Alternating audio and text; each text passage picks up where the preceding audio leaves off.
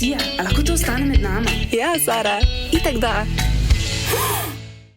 Jaz sem tudi Rabbit vibrator danes, jaz sem pa ravno obratno od Caringa, ta je pa ekstra tih.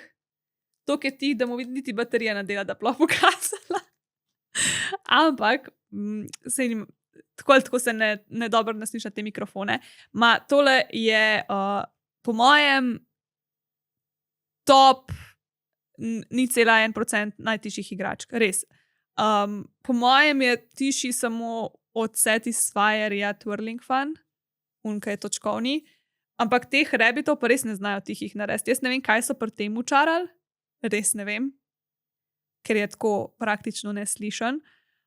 Ful je dober. Tako, s temu, pač tako, vedno, ko me nekdo vpraša za, ne vem, neko tako igračko priporočiti, pa reče, da bi radi tako dvojno stimulacijo klitoris in notranjo stimulacijo, vedno tega priporočam.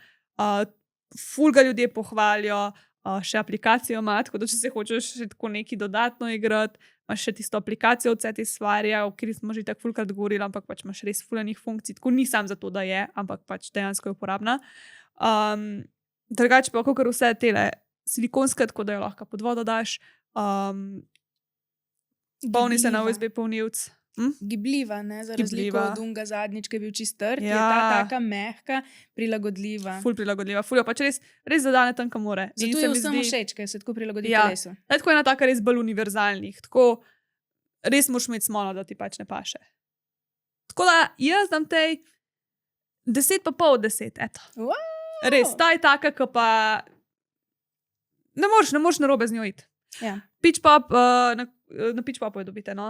In imate tudi tako, da med nama 10. Ja, meni je recimo un Monoflex boljši kot ta.